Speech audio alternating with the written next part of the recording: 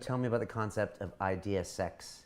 Yeah, so This is yours, right? yeah, so You trademarked that? no, a lot of people have actually talked about the idea that, let's say, if you combine, music is such a great example. So, take the rap group, the Fugees. Okay, I remember at one point they did a rap song to the theme song of the movie Saturday Night Fever. Okay, Staying Alive. Okay, which was such a mega hit in the '70s. It was a I'm gonna say it was only an okay rap song, but it's the Fugees combining rap with Staying Alive. So that's Idea Sex, and it was a mega hit, of course, because you can't.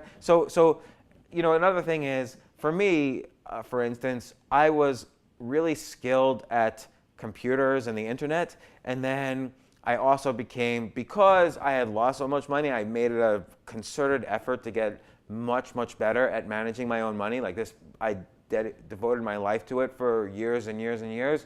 So at one point, I decided, you know what? Let's combine this knowledge I have of computers and the internet and programming and this knowledge I have of finance and combine them together and make a website that actually helps people in finance. And so once you combine two ideas, even if I wasn't the best in the world here and I wasn't the best in the world here, once you have an intersection, you're the best in the world at the intersection. And so then I was able to create a site that had 1 million users a month. And for all I know, still does have 1 million users a month. So when you combine ideas like that, again, you become the best in the world at the intersection. So the more ideas you find that you can combine, the higher probability that you're the best in the world at the intersection. So that's almost how you shortcut this 10,000 hour rule. So the famous Malcolm Gladwell, or it comes from even before that, but the 10,000 hour rule, that it takes 10,000 hours to master something. Yeah, or so, Robert Greene talked about it in his yes. book Mastery as well, right? Right, but Robert Greene seldom talks about taking the intersection of different ideas to really master something. So a great example might be, and we'll see if she goes through with this, but Serena Williams, right? Just won Wimbledon, won the Grand Slam, maybe the best female tennis player of all time.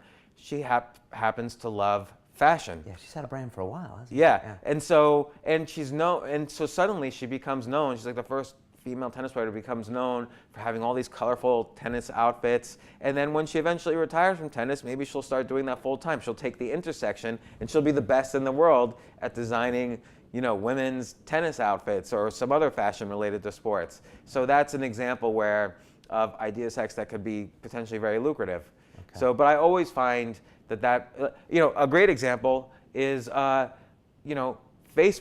Okay, Facebook. There already was social, or there already were social networks, right? We could list them all: MySpace, Friendster, GeoCities, whatever. I'm trying to think of some others. There were like 3 others before that, and there already were social networks. But what did Mark Zuckerberg do? Was he combined the notion of a social network with the notion of true identity and authentication. So you had to, at least initially, you had to have a real identity, at a school. You had to be at a .edu initially. Yeah. So you had to have a real identity to join Facebook. And so it was the first social network that combined social networks with true identity. And so now it became the best. How did MySpace become the best before that? Again, it was the 5th social network out there, but they combined social networks with fan clubs for musicians, and then bam, that's how they became huge. Google combined search engines with how do we know, the real algorithm that Larry Page was working on was how do we know what scientific paper is more important than what other scientific paper. So that was the real research project. But he combined that with the notion of let's just do it with web pages in general, the same algorithm, and he came up with Google. So almost all of these things that are now the best things ever are combinations of ideas. Right.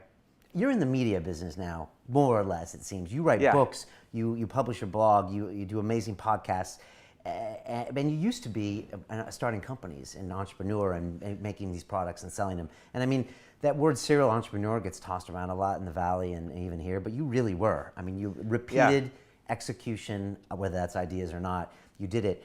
Do you miss being just an entrepreneur, or do you agree that you're kind of in the media business now? To watch the rest of this fascinating interview, click on the link below and go to londonreelacademy.com. There you can sign in with your social media, log in and watch the rest of the episode for free, along with all of our episodes on London Real, my webinars, and all of our premium content, all located over at londonreelacademy.com. So click on the link below, you'll be directed there and you can watch the rest of this fascinating interview, and I'll see you there.